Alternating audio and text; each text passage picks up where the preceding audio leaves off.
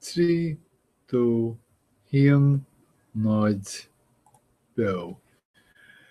Tíochaibh seo bhríon arís ag léamh well ní na nuachta inniuh ach scéal amháin nuachta mar is beag gáma atá agam de aon rud eile.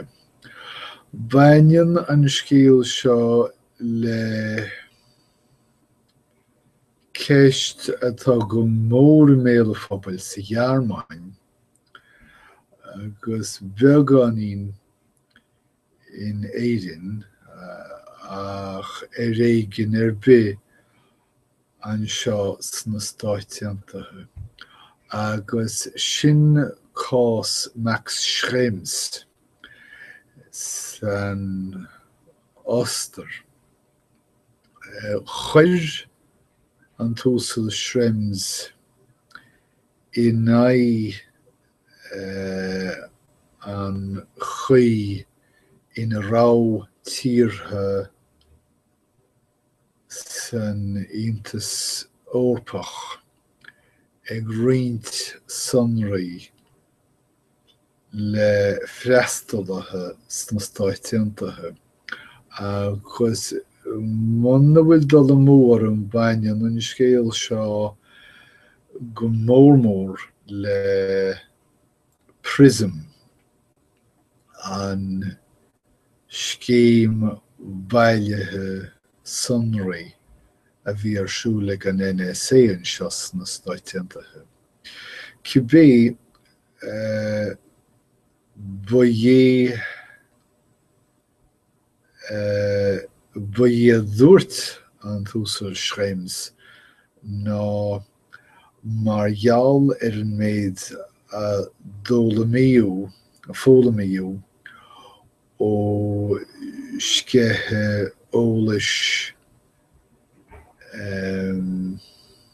céid is anam den chréiteoir néachar nó rinne a scéthan teolas go léir Edward Snowden goirití an mar gheall ar an méid eolais a scé Edward Snowden I dtaobh Prism agus an chuí ina bhfuil comhlachtaí mar Facebook ag roinnt eolais leis an NSA nár cheart do comhlachtaí mar Facebook agus ar an comhlachtaí eile mar Microsoft a bheith ag roinnt eolais faoi úsáideoirí Eorpacha le ríomhairí sna Stáit Aontaithe áit mai an rialtas ag déanamh cúléisteachta ortha.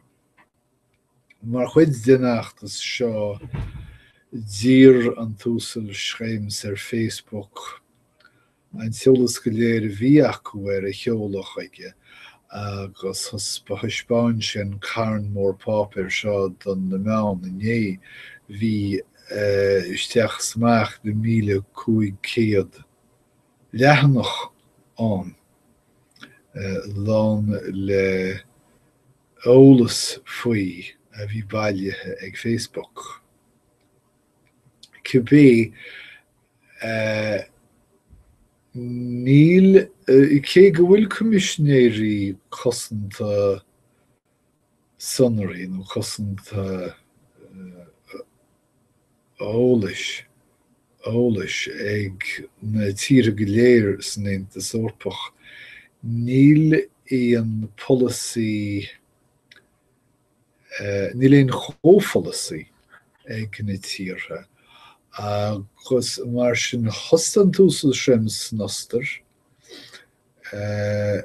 lean sé rá in éireann áit a bhfuil freastalathe Eorpacha Facebook agus chríochna sé sús in Luxembourg áit rialaí chuairt cirt na Eorpa ar a gás agus tá comhaontú idir an Eorp agus na Stáit Aontaithe le tamil. Comhaontú Dr. Safe Harbour ar cúin sábhailte. Agus níl sagam go bailach céir is brí leis an comhaontú seo ach bháin go dogan cólachtaí móra á bhfuil Facebook le fios nach rionfaí siad an teolas aon siad ó thíortha eile leis na húdaráis i Meiriceá ach chrutha an méid a fuairmuid amach ó Edward Snowden nach fíorsin. Agus go bhfuil cólachtaí mar Facebook ag ligint den NSA cibhéolalas is mín leo ó lús glána sús as na freastaldathe. Agus is dá réir sin a seascairt cuairteochtarán an chirt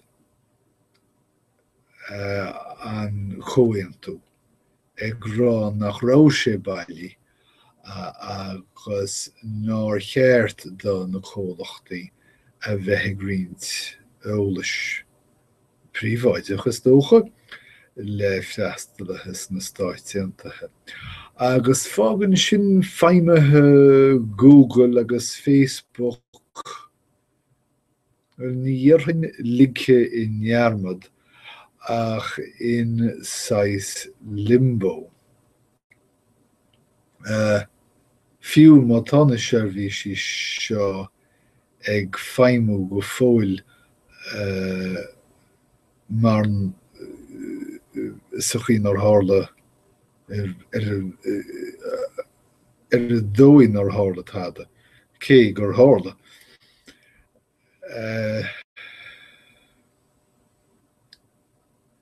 Deir an rialú ón chuairt go bhfuil cáin sin go bhfuil lucht ar an comhaontú mar atá mar ligeann siad an na húdaráis Meiriceánacha rochtain áil ar cibhéolalas is mín leo ó na cólachtaí seo. Agus is margheall ar an sciile eolais ó Edward Snowden a fuarthas seoamach. Deir cuairteochtarach na Eorpa go sáiríonn seo ar cearta na Eorpach ar phríomháideachas agus déantóin leo chaithim rá. Bucheart muirseacht a bheith ag rialtóirí cosanta eolais in gach ceann de na 58 tíortha sna Aontas Eorpach. Slán is scéalaí tá 8 díortha is fiche san Aontas Eorpachais.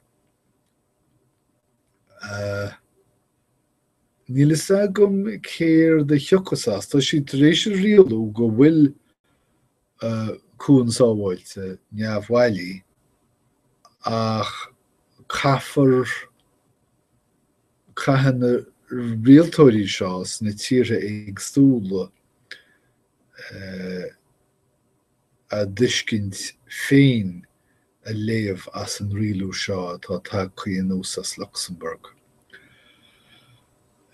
Agus tá éagsúlacht sách mór in dearcanna díortha i le eolais electrónach. Cibé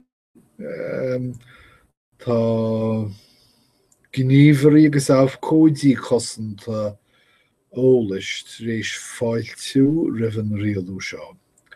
Cé go bhfuil grúpi trádála ag rá go bhfuil an dúrad neamhshínteachta fágchaí i ndiaidh an rialathe.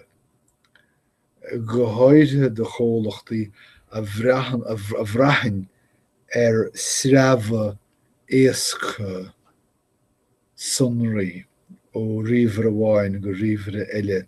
Go háirithe in gnónaí éadálacha mar fógraíocht líne agus a bheith héit. Agus mar sin d'eagar siad an Aontas Eorpach cosaintú nua a dhéanamh leis na Stáit Aontaithe do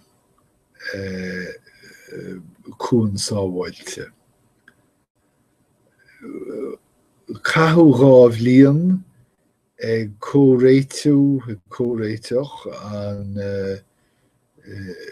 an cúin sábháilte deireanach agus ar a laghad d'fhiotach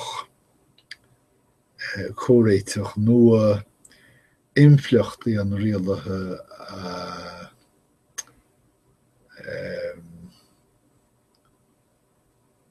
a sríanú.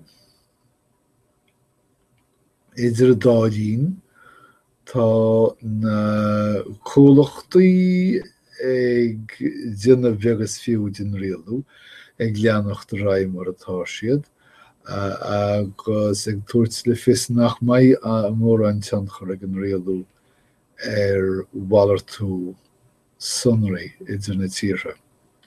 Is sin idir na Stáit Aontaithe agus an Aontas Eorpach. Deir siad san gur go bhfuil cosaintethe eile leis an Aontas Eorpach sásuair go leor go dlíthúil idir a dálín. So sin é an scéal mór ó na Stáit Aontaithe don láineamh an 7 lá mí ar a fáir 2015 agus dúnaí mé an tuairisc nuachta seo agus guím lá 10 oribh go léir agus go dtí go bhfeiceadh muid i chéad arís bhailú oribh go léir.